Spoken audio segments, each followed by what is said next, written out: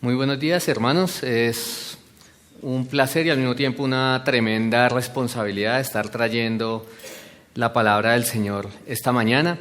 Vamos a estudiar, como ya lo anticipó nuestro hermano Roy y también los boletines, esta mañana vamos a estudiar una de las profecías más maravillosas de las Escrituras. Se trata de Isaías 53, que en realidad comienza 3 versículos atrás. En realidad comienza en el 52, versículo 13 al 15, que es justo la sección en la que vamos a estar nosotros esta mañana. Vamos a estar en Isaías 52, del 13 al 15. Acabamos de cantar mientras entregábamos las ofrendas al Señor, Muestra a Cristo, y esa es la oración con la que quiero que iniciemos esta mañana, suplicando a Dios que nos muestre a Cristo en las Escrituras, porque salta de manera natural en este texto que vamos a estudiar esta mañana. Acompáñeme en una oración inclinando su rostro, por favor. Padre, venimos a ti con la necesidad que nos ayudes a entender quién es nuestro Dios, que nos ayudes a entender cuán pecadores somos y como consecuencia que tengamos un concepto correcto, te adoremos, te temamos como tú te mereces. Padre, que al entender aquí, al ver en las Escrituras a Cristo, Señor, eso produzca en nosotros más fe, más confianza, más amor por ti, como el que tú has tenido por nosotros. Si somos creyentes, Señor, y si hay personas aquí que no han creído, Señor, que tu palabra hoy los acorrale, Señor, de tal manera que no puedan seguir en su incredulidad y puedan entender que este que murió en la cruz es Cristo glorificado, que merece ser adorado y merece ser seguido, Señor. Te damos muchas gracias por este día y te pedimos que tu palabra ahora tenga el control de nuestras vidas, de nuestros corazones, que así lo haga tu Espíritu Santo, y oramos esto en el nombre del Señor Jesús. Amén. Este texto que vamos a estudiar de Isaías 52 del 13 al 15, incluido todo Isaías 53, que fue la porción que leímos, que leyó nuestro hermano, habla del Mesías esperado. Habla de Jesucristo 700 años antes aproximadamente, antes de su encarnación. Isaías 53 es tan claro que es imposible leerlo sin pensar en la cruz. Es imposible leerlo sin pensar en la cruz. Así como este texto, nosotros encontramos otros textos, yo diría muchos más textos en el Antiguo Testamento, que claramente, para la mente de cualquier persona que lea con transparencia, nos muestra a Cristo. Porque el Antiguo Testamento profetiza de Él, profetiza de Cristo. Porque el Antiguo Testamento predice de Él como Salvador, como Redentor, como Creador, nos habla el Antiguo Testamento. En alguna ocasión le preguntaron a Moody, el famoso misionero evangelista, si tenía escrito su credo en algún lado. Y él de forma rápida respondió: sí, Señor, sí lo tengo. Lo encuentra en el capítulo 53 de Isaías. Fue lo que respondió este hombre. Spurgeon dijo respecto a este capítulo: una Biblia condensada está en este capítulo. Tienes todo el Evangelio aquí. Así que les voy a pedir que vayamos entonces a lo que algunos han llamado el quinto Evangelio, a Isaías 53. Hoy vamos a estudiar unos versículos antes por cuestiones de la forma en que separaron los capítulos, los versículos. Alguien creyó que era mejor hacerlo en lo que nosotros tenemos como Isaías 53, pero en realidad la mayoría de eruditos coinciden en que realmente Isaías 53 debería comenzar en el versículo 13 del 52. Entonces acompáñenme a leer lo que vamos a estudiar esta mañana. Dice así la palabra del Señor: He aquí, mi siervo será prosperado, será engrandecido y exaltado y será puesto muy en alto. Como se asombraron de ti muchos, de tal manera fue desfigurado de los hombres su parecer y su hermosura más que la de los hijos de los hombres. Así asombrará él a muchas naciones. Los reyes cerrarán ante él la boca, porque verán lo que nunca les fue contado y entenderá lo que jamás habían oído. Esta profecía está de Isaías 53, comenzando desde lo que acabamos de leer, está dividida en 5 secciones. Cada una tiene aproximadamente 3 versículos de largo y a medida que uno va avanzando en ella, cada vez se va volviendo más y más profunda. Es una presentación poderosa del Mesías venidero, pero si algo podemos resaltar es que es una sección de las Escrituras que se lee de manera triste. Está llena de gloria y lo vamos a ver. Está llena de gloria para el Señor y para nosotros como su pueblo. Pero es imposible leer estas escrituras de una manera impasible, de una manera sin sentimientos para un creyente. Es imposible leerla y que nuestras emociones no sean alteradas. Es imposible. Por eso yo estaba ahí junto con mi hermano leyendo de la misma manera y creo que es lo que el Señor también ha hecho durante esta semana, porque es imposible leer esta sección de las Escrituras y no ser conmovidos. Entonces estos versículos de Isaías 52 son introductorios al resto de la profecía. Son de cierta forma estos 3 versículos un resumen del todo el capítulo 53. En estos del 13 al 15 nos presentan al Mesías, al Rey, al Señor Jesucristo, y es una profecía sorprendente que se expande en todo el 53. Lo que nos dice sobre el Mesías es que Él sufrirá, que Él será exaltado, que antes de su gloria vendrá su sufrimiento. Y eso es lo que nosotros observamos en estos versículos. Eso podría ser un gran resumen. Primero sufrimiento, después la gloria. Y esto mismo es lo que se nos presenta en todo el capítulo 53. Simplemente déjenme mostrarles un panorama de cómo funciona esto en el 53. Sabemos que es acerca del 53 de la muerte del siervo de Jehová, la muerte del Mesías. A él se nos presenta el hecho de que él es un varón de dolores en el versículo 3, que él está experimentando o es experimentado en quebranto.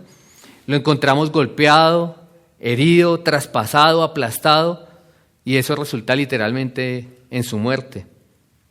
En el versículo 7, él es como un cordero llevado al matadero. En el versículo 8, él es cortado de la tierra de los vivientes, lo que es una expresión hebrea para la muerte, él es asesinado.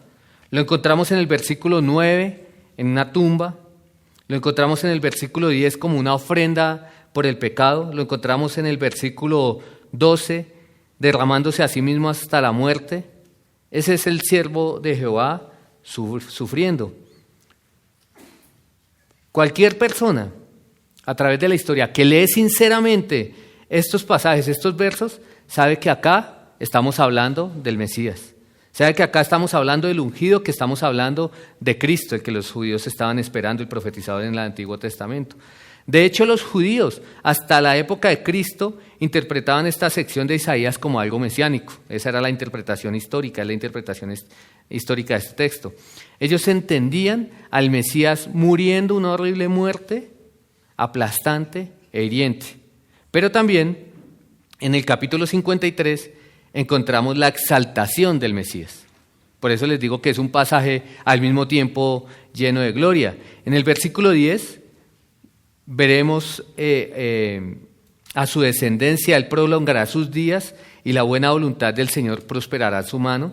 En el versículo 11, como el resultado de la angustia de su alma, verá, y como una lectura lo expresa, verá la luz que hará satisfecho. Esto nos habla de resurrección. Y en el versículo 12, Jehová le dará una porción con los grandes, él dividirá el botín con los fuertes, entonces él sale triunfante y victorioso. Entonces es claro que los judíos deberían haber sabido que su Mesías moriría. Ellos deberían haber sabido esto.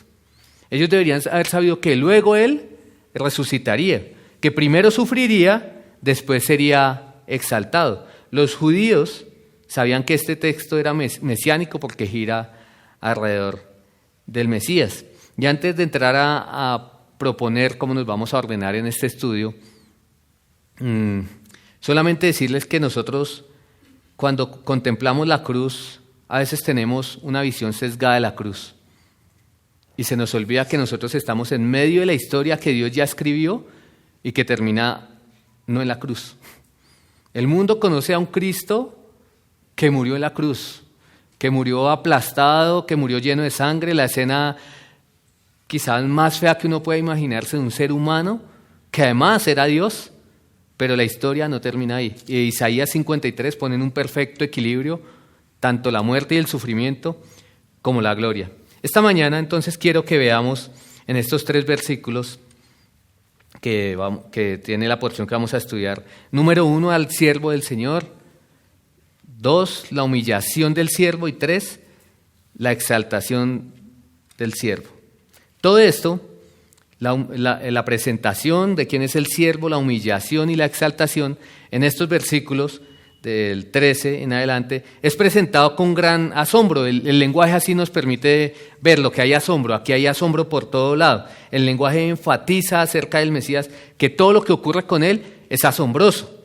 Comienza con la frase, he aquí, lo cual ya de manera inmediata capta la atención, eso en el 13. Después en el versículo 14 dice cómo se asombraron. Después en el 15 también dice que así asombrará, ¿cierto? Después él tiene a los reyes, a las naciones sin palabras, no pueden hablar. Entonces el lenguaje, he aquí, asombrar, sin palabras, todo inicia como un retrato sorprendente. La historia que se está leyendo aquí, la profecía que está contando Isaías, que está hablando de parte de Dios, es sorprendente. La carrera, la vida del Mesías, todo es sorprendente. Y comienza Dios a través del profeta presentando a su siervo. Dice, he aquí, mi siervo prosperará. Será engrandecido y levantado en gran manera, exaltado. He aquí, viene del hebreo iné, habla de tener atención plena. Es Dios diciendo, estén atentos, pongan cuidado que voy a presentar a mi siervo. Pongan cuidado, venía hablando de algo, pero de acá en adelante genera una mayor atención. Pongan cuidado, pongan atención que voy a presentar a mi siervo. El Mesías es presentado, valga decirlo, por 4ª vez en la profecía de Isaías como el siervo de Jehová. Mi siervo, en hebreo, evet, significa esclavo. Una palabra que se refiere al que hacía trabajo duro, como nosotros lo entendemos también, al que hacía ese trabajo duro pero en obediencia a su amo, el que no tenía voluntad personal, un esclavo, únicamente la voluntad de su amo, vivía para agradar a su amo. Y ese es el siervo que está presentando Dios aquí. Está diciendo, este es mi esclavo, este es mi siervo. Dios identifica al Mesías como su esclavo obediente, su esclavo sumiso, el siervo de Jehová, el esclavo de Jehová. Eso es un título mesiánico. Habla del que viene a hacer la voluntad de Jehová, así se entendía en las escrituras del Antiguo Testamento. Por cierto decir que Jesús es y fue el único israelita cuya obra prosperará a tal nivel. Es el único israelita obediente. Él será prosperado por eso, será engrandecido. Al final él prosperará literalmente. Como dice el versículo 15, Él va a hacer que el mundo entero se quede sin palabras ante su exaltación. En toda la nación de Israel no había obediencia a Dios para este momento en que Isaías escribe. No había respeto por la autoridad divina. Y Dios aquí presenta al verdadero, al único siervo de Jehová, el verdadero israelita, el que llevó a cabo la redención por los suyos. Nosotros lo sabemos ahora de este lado de la cruz, nos perdonó la redención de sus pecados, después de las difíciles circunstancias, de sus sufrimientos y a pesar de sus enemigos. ¿Recuerdan ustedes a Abraham intercediendo por Sodoma y Gomorra? ¡Qué contraste!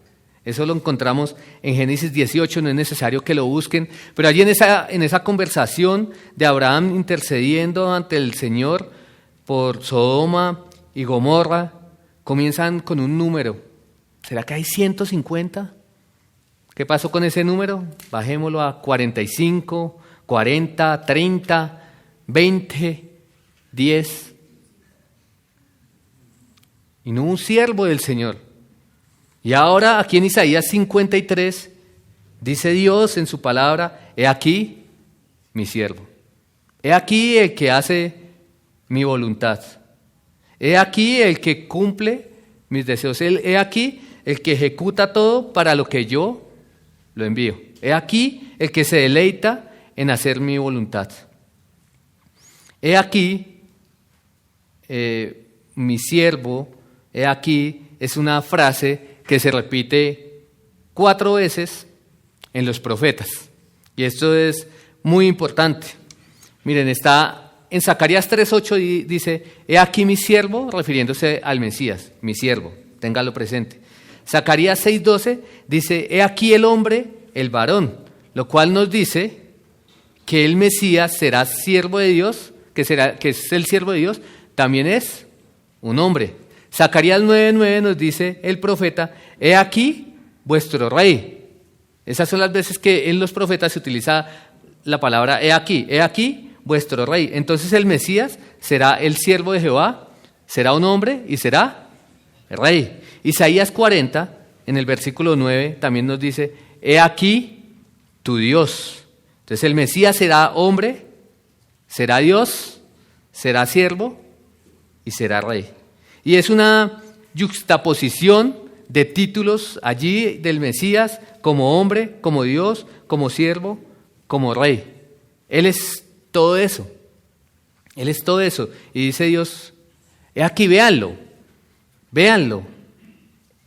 Y la descripción es el hombre, Dios, siervo, rey. Y eso se convierte, lo conocen ustedes, en el tema de los 4 evangelios. Divinamente, Dios, que inspiró todas las escrituras, no solamente unas secciones, sino todas las escrituras, aunque hubo diferente cantidad de hombres participando en uno u otro escrito, Dios estaba detrás inspirándolos, y Dios guió a los escritores de los 4 evangelios del Nuevo Testamento a que lo escribieran así. Mateo lo presenta como rey, Marcos lo presenta como siervo, Lucas lo presenta como hombre y Juan lo presenta como Dios. Entonces Dios está presentando a aquel cuya voluntad es cuya comida, como dijo el Señor Jesús, es hacer la voluntad del que lo envió y terminar su obra. Dice Dios: vean aquí al que dijo: siempre hago las cosas que agradan a mi Padre. Y dice aquí en el versículo 13: he aquí mi siervo, véanlo, él será prosperado. Él será prosperado. ¿Qué quiere decir eso? Que la vida de este siervo no fue un fracaso. No fue un fracaso, no podía hacerlo. No es como muchos lo ven, que Jesús fue un hombre con buenas intenciones, pero que terminó su vida mal. Muchos inclusive hablan de eso a manera de chiste, que dicen que terminó crucificado. Hay un dicho así. Como si la vida y el ministerio del Señor Jesús hubiera sido un fracaso. Pero en el Antiguo Testamento, 600 años antes, Dios hablando por medio de Isaías, dice: he aquí mi siervo que triunfará. No fue un fracaso. En hebreo, de hecho, literalmente, esa palabra significa actuar inteligentemente, actuar sabiamente. Y siempre que en el hebreo alguien actúa sabiamente, eso es medido con el éxito. Cuando alguien dice que actúa sabiamente, lo que quiere decir es que está siendo una persona exitosa. Esa es la razón por la que ese mismo verbo, que aquí es traducido como será prosperado, es traducido en Josué 1:8, y allá dice: harás prosperar tu camino, tendrás éxito. Entonces, el éxito, además, también es el resultado del trabajo duro, de estrategia sabia. Él actuará de manera inteligente, de manera sabia. Él será prosperado y cumplirá el trabajo. Él prosperará. Y por cierto, otra cosa del lenguaje que también nos ayuda, el lenguaje hebreo, los comentaristas dicen que este verbo tiene una connotación incremental, se presenta de manera incremental. Y este verbo nunca es aplicado al éxito en quien alguien cae de la nada, cae por casualidad, sino se presenta al éxito que se alcanza mediante trabajo, mediante un plan cuidadoso, mediante una acción cuidadosamente ejecutada. Entonces, Él no fallará.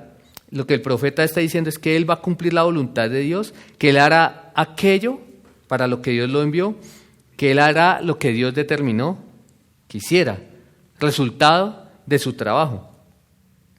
No como alguien que se ganó la lotería, no es como alguien que obtuvo el éxito o que obtuvo un resultado sin ningún esfuerzo. Tal vez una ilustración, y hablando del Mesías, pues obviamente en la reverencia no es la que guarde las mejores proporciones, pero no es como cuando algún colombiano, un deportista colombiano gana algo y todos los colombianos dicen o decimos, ganamos, no nos costó ningún esfuerzo, no. Aquí el verbo no es aplicado de esa manera, aquí el verbo está aplicado a alguien que hizo un trabajo planeado, que hizo un trabajo cuidadoso y que se esforzó y consiguió el resultado de ese trabajo. La evidencia de su éxito es tal que el mismo versículo nos dice que Él será enaltecido, levantado y en gran manera exaltado. Eso es una serie que no es redundante. Uno puede decir alto, levantado, grandemente, exaltado, como que son palabras que de pronto están haciendo un paralelismo, que están hablando de lo mismo, pero no lo es. En realidad está hablando de alto, lo más alto, después más alto y después más alto. Y el pastor MacArthur, explicando este texto, él dice, y yo creo lo mismo, que él vea su resurrección más alto, luego vea su ascensión más alto y luego ve su coronación más alto. Es siempre una cadena de mayor gloria. Y obviamente esto nos habla de la resurrección. Siempre es importante acordarnos de la resurrección. Una vez pasa lo que ocurre en el versículo 14, lo que ocurre en varios versículos en este pasaje de Isaías, el sufrimiento del siervo, Dios no iba a permitir que el Señor Jesús quedara allí. El Salmo 16 lo profetizó también, dice: Dios no dejará que su santo el Mesías vea corrupción, su alma no perecerá, su cuerpo no perecerá en la tumba, él verá el camino de la vida. El Salmo 16 promete la resurrección del Mesías. Él va a ser tan exitoso, viéndolo en tiempo pasado y hablando hacia el futuro, él va a ser tan exitoso que Dios lo va a resucitar de los muertos, lo va a llevar a la gloria y lo va a colocar a su diestra. Dios le va a dar el nombre que es sobre todo nombre, como nos lo dice Filipenses 2, del 9 en adelante. Dios le va a dar ese nombre para que toda rodilla delante de él se doble. Dios lo va a hacer el gobernante sobre todo el universo. Él va a ser el rey del universo, como también la cabeza de la iglesia. Y algo paradójico que ocurre aquí es que Dios está presentando a su siervo.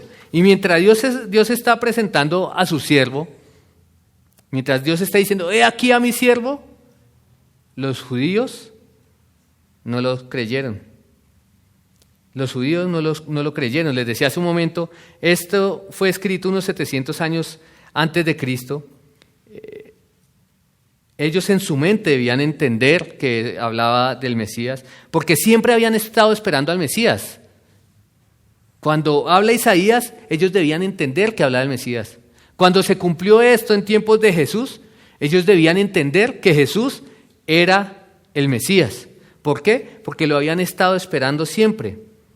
A Abraham se le había prometido grandeza, se le había prometido prosperidad. Dios hizo un pacto con Abraham, un pacto que fue renovado con los patriarcas, con los descendientes, Abraham, Isaac, Jacob, que un día Dios salvaría a esa nación, la traería a gloria y mediante esa nación Dios iba a bendecir al mundo. A David, más adelante, se le dijo que un hijo suyo, que un descendiente suyo sería el rey ungido, sería el Mesías, sería el que cumpliría la promesa de la gloriosa bendición final de Israel.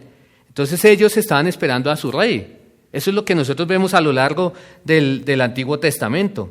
Toda la historia judía habla de eso. Pero ellos esperaban un rey poderoso, un rey con poder militar, un rey dominante, Por eso cuando escogieron a un rey, ¿a quién escogieron? A Saúl, porque ese era el tipo de rey que ellos siempre habían querido, siempre quisieron, y eran el Mesías, que también el tipo de Mesías que ellos también esperaban. Ellos sabían que el Mesías sería un hombre que nacería de la simiente de una mujer, pero que también sería Dios, porque nos dice el Salmo que David lo llama Señor, Isaías dijo, para entender cómo sería un hombre, pero también Dios, Isaías dijo en su profecía, la Virgen concebirá y dará a luz un hijo. Entonces era un Dios hombre nacido de una virgen. Los judíos, más que nosotros, entendían y sabían eso. Sabían que sería un descendiente de David, que sería de la tribu de Judá, que nacería en un lugar llamado Belén, y durante siglos lo habían esperado. Su corazón era tan duro que nació Jesús de una virgen, del linaje de Abraham. Por eso son importantes las genealogías que encontramos al comienzo de algunos evangelios. Nació en Belén, mostró su deidad por sus palabras, pero por supuesto también por sus obras. Nunca nadie hizo obras tan grandes y tan únicas como las hizo el Señor Jesús. Y ellos debían entender que Jesús era el Mesías, el que siglos atrás Dios había presentado diciendo, he aquí mi siervo, he aquí el siervo del Señor. Ellos debían haber entendido que Jesús era el cumplimiento de la promesa, pero no, sabemos nosotros que no fue así. Él nació humildemente, no con toda la pompa, lo llamativo, lo escandaloso que esperaban ellos en medio de lujos, no fue así. Él fue cuidado en su nacimiento por las personas que eran consideradas como la clase social más baja, los pastores. Fue cuidado por ellos, vivió en una familia promedio, una familia normal, se rodeó de gente humilde, de gente baja en escala social, a los que después llamó sus discípulos y envió y les delegó el Evangelio. Él no reinó con ejércitos, con poder militar, no quiso ni nunca pretendió llegar al gobierno,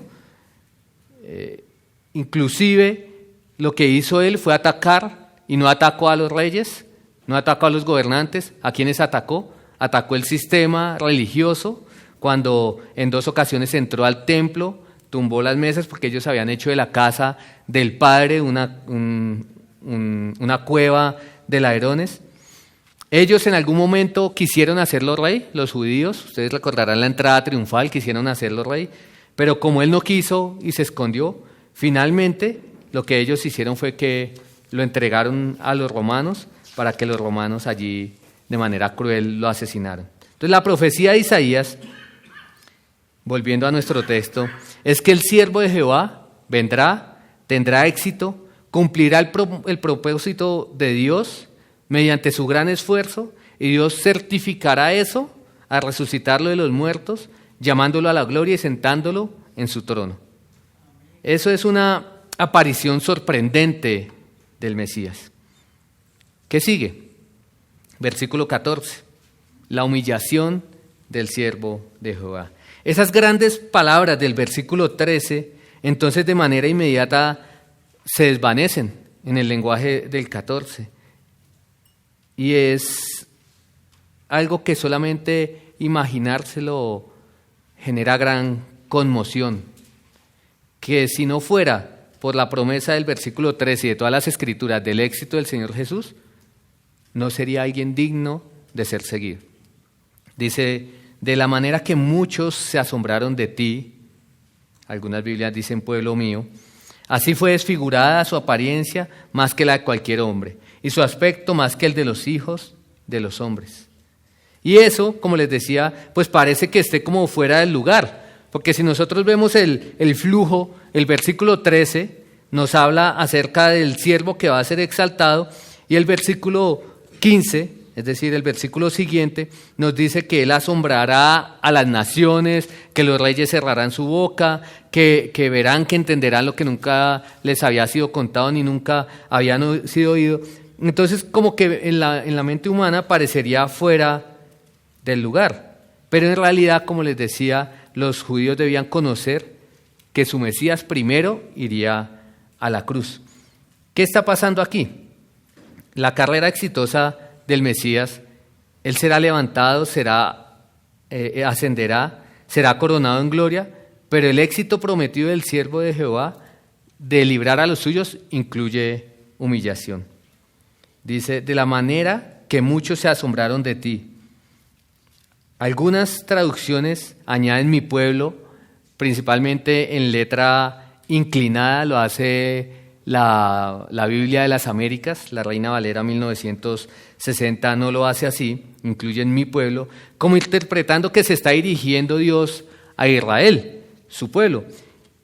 Y han interpretado que es necesario incluirlo para que sea entendible. Pero en realidad eso no es correcto porque Dios, realmente aquí está hablándole al Mesías y no a Israel. De la manera que muchos se asombraron de ti. Y luego cambia los pronombres de la segunda persona y en el versículo 13 cambia el de la segunda persona en el 13 y en el 14 cambia a la tercera persona. Pero eso no es raro en el lenguaje profético, en el lenguaje del Antiguo Testamento. De la manera que muchos se asombraron de ti, así fue desfigurada su apariencia más que la de cualquier hombre y su aspecto más que el de los hijos de los hombres. Muchos se van a asombrar de él, pero aquí no se van a asombrar de su exaltación. En el 15 se van a asombrar de su exaltación. Aquí en el 14 se van a asombrar por su humillación, la humillación del siervo de Jehová. Muchos se van a asombrar. Dice, como se asombraron de ti, muchos. ¿Quiénes son esos muchos? ¿Quiénes se asombraron de este horrible espectáculo? Básicamente es Israel, los judíos, los romanos, soldados que estaban allí, básicamente las personas que presenciaron la crucifixión del Señor Jesús. La palabra asombraron, podríamos hablar de ella por un momento. En el lenguaje hebreo, las palabras hay que entenderlas dentro de su contexto. Su contexto nos ayuda a entender exactamente de qué se habla. Y esta palabra podría ser traducida como abandonar, como arrojar en una condición insensible, como quedar petrificado, como ser paralizado, y básicamente tiene la idea de que usted es tan conmovido que pierde el control. Eso significa así esta palabra. Y lo que significa es que eso es lo que va a suceder, que el Mesías es tan conmovedor, esa imagen es tan conmovedora que es casi paralizante. Es casi paralizante. ¿Qué causa ese shock? Que cuando el Mesías viene, su apariencia es desfigurada más que cualquier otro hombre, dice también el versículo 14, y su aspecto más que el de los hijos de los hombres.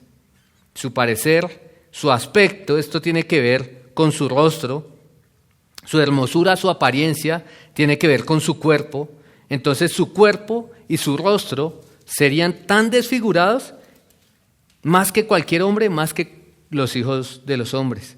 ¿Qué significa eso? Que el rostro y el cuerpo del Señor Jesús serían y fueron tan desfigurados al grado de distorsión que literalmente en el hebreo estarían lejos de parecer un hombre, lejos de parecer un ser humano, estaría fuera de la categoría del ser humano.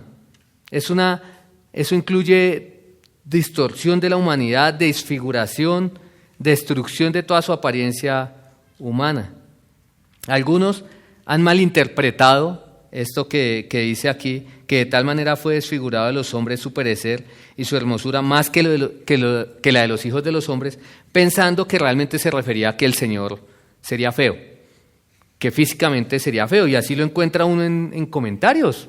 Pero en realidad Él no podía ni ser feo ni padecer algún tipo de deformación. Él fue el Mesías encarnado, Él fue ideal, sin pecado de la creación humana, por lo tanto, Él fue hermoso en todo sentido. Él fue el hombre más varonil, el hombre más apuesto que jamás haya vivido, pero bueno, ese no es el punto. El punto es que esto lo que ve realmente es la crucifixión. No tiene nada que ver con su apariencia, no tiene nada que ver con si era atractivo, si no era atractivo. Tiene que ver con la cruz, que fue el lugar donde Él fue desfigurado, donde Él fue humillado, donde su figura fue distorsionada. que no parecía ni siquiera un ser humano. El Salmo 22 nos da algunos detalles de lo que iba a suceder en la cruz. El versículo 14 nos dice algunas cosas. Dice: soy derramado como agua, todos mis huesos han sido descoyuntados, mi corazón está como cera, está derretido dentro de mí. Mi fortaleza está seca como una pieza de barro quebrantada. Mi lengua se pega a mi paladar. Me dejaron en el polvo de la muerte. Perros me han rodeado. Compañía de hombres malos me ha rodeado. Perforaron mis manos y mis pies. Cuento todos mis huesos, me ven. Eso es lo que el salmista también está anticipando del sufrimiento, de la humillación del siervo de Jehová. Isaías ya dijo en el capítulo 50, versículo 6, que van a arrancarle la barba, que iban a escupir su rostro. Y esto es lo que habla claramente el capítulo 53, que en otra ocasión podremos estudiarlo. Miren el versículo 3, que leíamos hace un momento: despreciado y desechado entre los hombres, varón de dolores, experimentado en quebranto, y como escondimos de él su rostro, fue menospreciado y no le estimamos. El versículo 5, mas él herido fue por nuestras rebeliones, molido por nuestros pecados. El castigo de nuestra paz fue sobre él, y por su llaga fuimos nosotros curados. Miren también el versículo 7, angustiado él y afligido, no abrió su boca como cordero. Fue llevado al matadero y como oveja delante de sus trasquiladores, enmudeció y no abrió su boca. No abrió su boca. Todos sabemos nosotros lo que pasó, lo que le pasó a Jesús. Entendemos que él fue azotado de manera brutal, casi hasta la muerte, mediante un látigo, de tal manera que su cuerpo realmente era como un montón de heridas abiertas, con sangre saliendo por todo lado. Sabemos nosotros que también una corona con espinas de entre 2 y 3 centímetros le fue puesta, sangre corría también por su rostro. Entendemos además que previo a su arresto, varias noches de no dormir, lo llevaron al cansancio al punto de sudar sangre. Entendemos a partir de las Escrituras que él fue golpeado en su rostro, lo golpearon como si fuera un saco de boxeo, hasta más no poder. Eso es lo que nosotros vemos en el cumplimiento de esta profecía del 52 y del 53 de Isaías. También tenemos que entender las expresiones que él debió haber tenido en sus rostros. El rostro desfigurado, torturado, el santo sufriendo. Apenas se podía reconocer a un ser humano bajo la sangre de todas esas heridas, bajo la sangre que había allí en su rostro. Por eso dice, como se asombraron de ti muchos, eso fue lo que produjo. De tal manera fue desfigurado de los hombres su perecer y su hermosura más que la de los hijos de los hombres. La imagen en la cruz del Señor no producía sino asombro. Se asombraron de ti, es lo que está diciendo Dios. Fue el asombro del menosprecio. Fue el asombro del menosprecio. Para los judíos no podía ser su Mesías. Ellos no esperaban eso, no lo querían esperar. Por eso ese fue el choque que tuvieron ellos, que su Mesías, o el que decía ser su Mesías, vio su humillación. Él fue objeto de repulsión para ellos. Nadie quería acercarse a Jesús así, ni siquiera un poco. Nadie se quería acercar. Su degradación fue el mayor grado de degradación que se pueda tener en el físico de un ser humano. Pero más importante, también lo será su exaltación. También lo será su exaltación. Hubo muchos que vieron eso, decíamos ahorita. Como se asombraron de ti muchos se asombraron al ver a Jesús en la cruz. Pero todo el mundo verá su exaltación. Muchos se asombraron por lo horrible que se veía en la cruz. Pero todo el mundo se asombrará de su regreso glorioso. Y eso es lo que nosotros vemos finalmente. Vemos entonces el siervo exitoso de Jehová, la humillación de ese siervo de Jehová nos presenta ahí el versículo 14, y después y finalmente la exaltación. El versículo 15 dice, ciertamente Él asombrará a muchas naciones. Los reyes cerrarán la boca ante Él, porque lo que no les habían contado verán, y lo que no habían oído, entenderán. Esto habla claramente de su exaltación. La escena cambia. Ahora ellos están choqueados, ya no por su humillación, sino que ellos están en un shock contundente por su exaltación. Ahora, de pronto el asombro le pertenece ya no a los pocos, ahora el asombro le pertenece a los muchos. Le pertenece a las naciones, le pertenece a los reyes. Ellos literalmente, las naciones y los reyes, van a quedar mudos, van a quedar sin palabras cuando lo vean. Noten que es posible también que en sus Biblias tenga una nota que dice, en asombrará, que dice Rocío. Y eso es posible, de nuevo, al tratar de interpretar el lenguaje hebreo, tenemos que decidir entre una palabra que se puede traducir de varias maneras, ir por un lado o por el otro. Tenemos que escoger si ir en una dirección o en otra dirección. Entonces, muchas personas han tomado la opción de traducirlo o creen que se debería traducir de manera literal como rociar, que es la traducción de ese verbo, porque dicen que bueno, que eso significa que en su muerte y en su humillación Él proveerá limpieza para las naciones, pero y que realmente Él va a limpiar muchas naciones y entonces que por eso se debería traducir rociar. Pero realmente cuando nosotros vemos el paralelo del lenguaje del versículo 14 y del versículo 15, es mejor traducirlo como asombrará, así como aparece en nuestras Biblias en español, que no tenemos ese problema a excepción de la nota que ponen la traducción de la Biblia de las Américas. Pero el resto es como asombrará de ti muchos en el versículo 14 por su humillación, en el versículo 15, así asombrará Él a muchas naciones. Esto es un paralelo. Vendrá el día cuando las naciones del mundo temblarán con asombro cuando Él venga. Miren lo que dice Mateo 24, si quieren buscarlo, Mateo 24, versículo 29. Allí nos dice que el sol dejará de brillar. La Biblia también nos dice que la luna dejará de brillar, que las estrellas dejarán de brillar, que la señal del Hijo del Hombre y la señal del Hijo del Hombre en gloria refulgente aparecerá en el cielo. Él, Jesús, el siervo de Jehová, vendrá en esa gloria refulgente. También Daniel ha hablado de eso, Daniel en el Antiguo Testamento. Y también lo vemos en el libro de Apocalipsis, en la visión de Juan, que la gente clamará para que las rocas y los montes caigan sobre ellos, para esconderlos del rostro de la venida de todos los que lo vean. ¿Y por qué se encuentran las naciones y los reyes aquí? Porque Isaías se concentra ahora ya no en las muchos, ya no en el pueblo que lo vio, que fueron los judíos, como les decía hace un momento, sino en las naciones y en los reyes. Porque cuando Él venga a establecer su reino, Él literalmente va a apoderarse del mundo. Y Él va a reemplazar a los reyes de las naciones, a los poderosos de las naciones. Dice el Salmo 2, dice, ¿por qué se sublevan las naciones y los pueblos traman cosas vanas?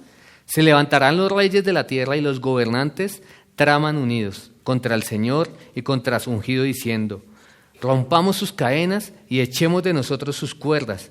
El que se sienta como rey en los cielos se ríe. Esto habla de Dios. El Señor se burla de ellos. Luego les hablará en su ira y en su furor, los aterrará diciendo, pero yo mismo he consagrado a mi rey sobre Sión, mi santo nombre. Esta es una profecía que habla de cómo las naciones, en el regreso triunfante de Cristo, cuando Él venga a establecer su reino milenial, se van a sublevar contra Él.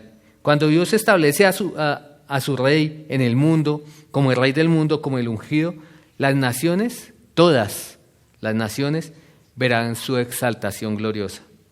Estuvieron asombrados ante su crucifixión, los que lo vieron, podríamos decir unos pocos.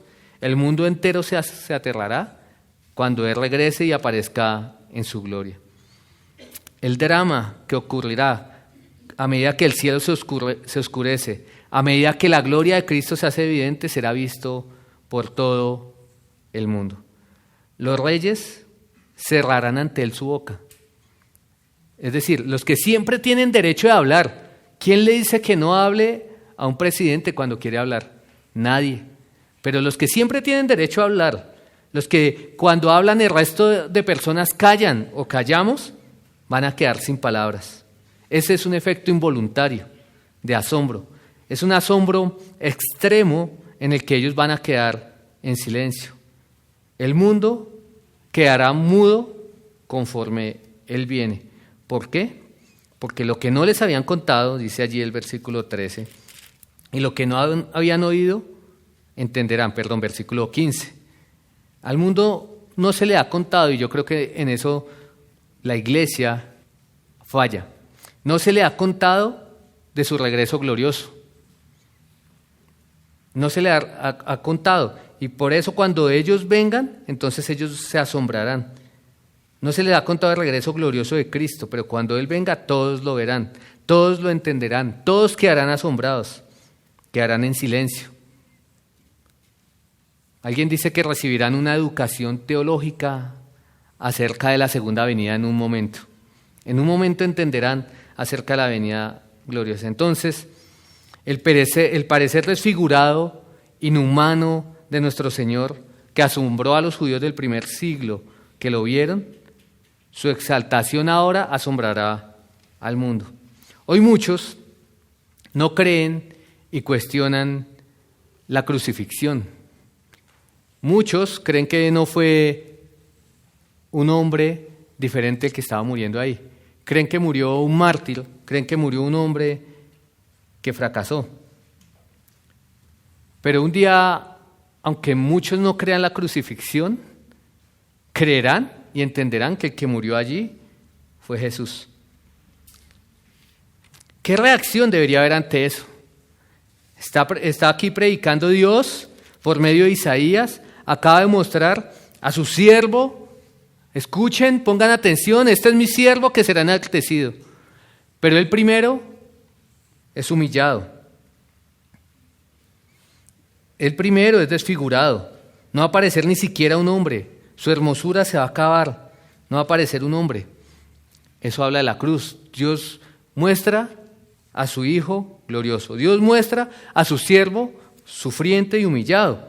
Pero también predica y dice que la humanidad entera será asombrada, que los reyes van a guardar silencio cuando su Hijo venga y sea puesto en el lugar que le pertenece, en el trono. ¿Qué reacción esperamos? ¿Qué reacción esperamos?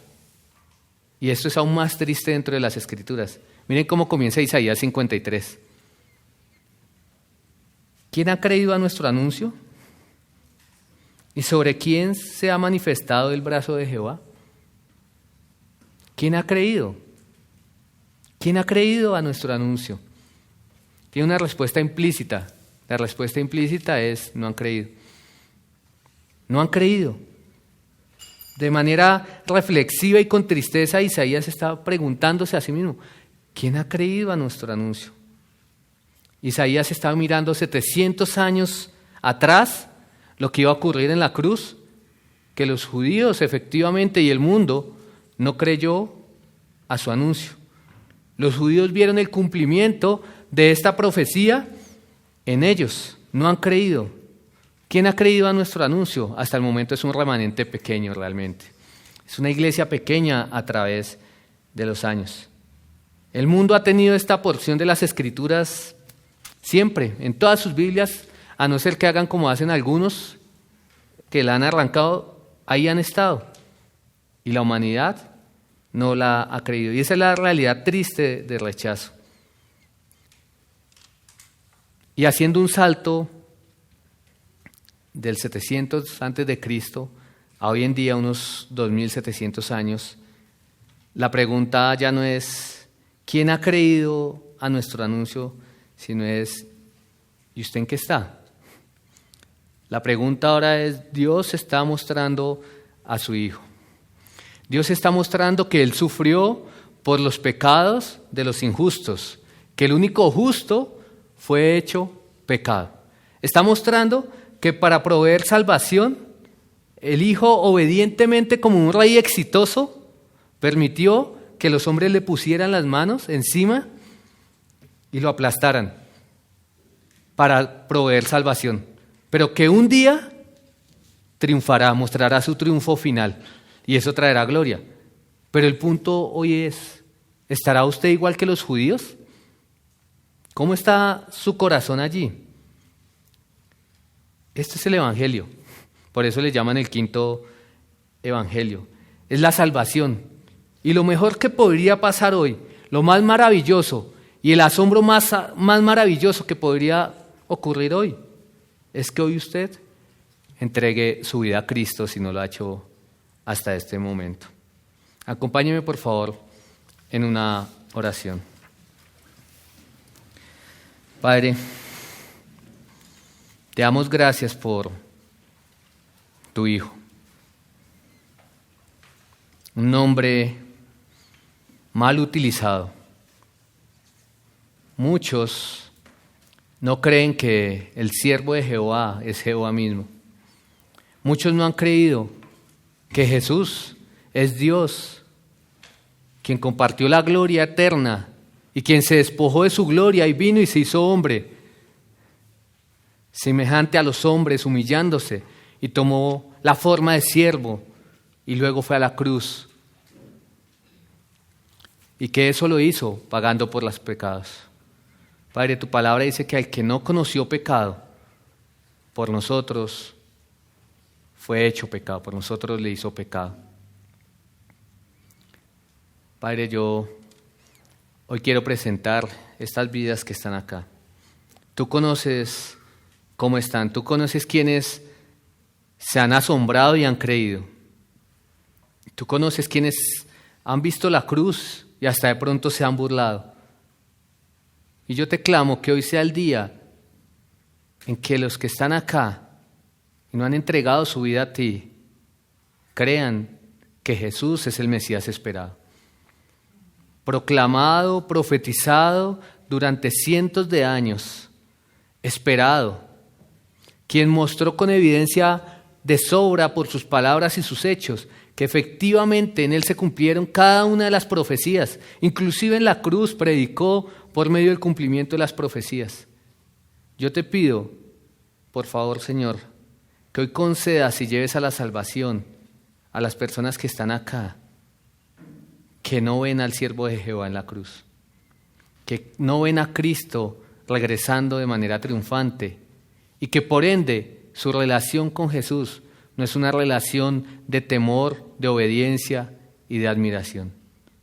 Padre, y a nosotros, tu iglesia, que hemos creído, permítenos tener esa vista expectante que Isaías describe. Permítenos contemplar cuando el mundo se maraville porque ve el cumplimiento de las promesas. Cuando el mundo entero y toda rodilla se doble ante ti. Y mientras tanto nosotros podamos ir a estar en tu presencia por la eternidad, Señor. Permítenos contemplar tu gloria, Señor, y entender que si hay un siervo, que si hay alguien que ha cumplido el propósito para el cual fue enviado, ese fue el Señor Jesús. Que nosotros te adoremos correctamente y nuestra confianza esté puesta solamente en ti. Esto lo oramos en el nombre del Señor Jesús. Amén.